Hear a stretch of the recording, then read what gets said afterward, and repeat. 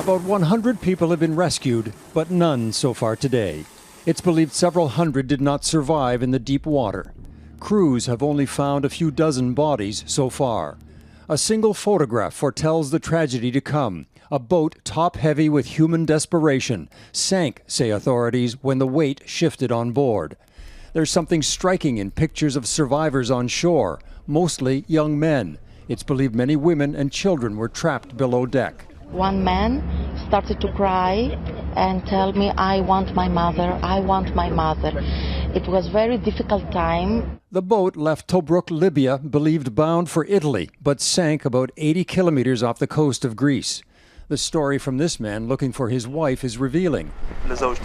In Germany, where I work, says Kassam Abozid, my wife's asylum application was delayed and not approved. And so she paid $6,000 to get on that overloaded boat, a price and a gamble worth taking for so many refugees from Africa and the Middle East. People will keep on going on perilous journeys. When they leave their country and a situation of persecution or war, they will find ways to move. It's one of the deadliest refugee shipwrecks of all time in the Mediterranean, where the UN says 20,000 have disappeared in the last decade. European authorities who've set out policies to protect their borders acknowledge more must be done. This Greek politician was more blunt. Europe's migration policies, says Alexis Tsipras, have turned the Mediterranean into watery graves. Developed countries must build peace in regions from which refugees are fleeing, says Sherry Aiken. What's needed?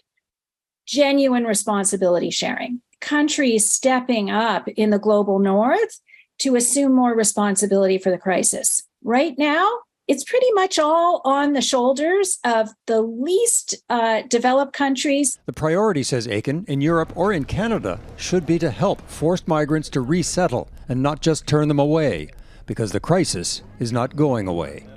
Eric Sorensen, Global News, Toronto.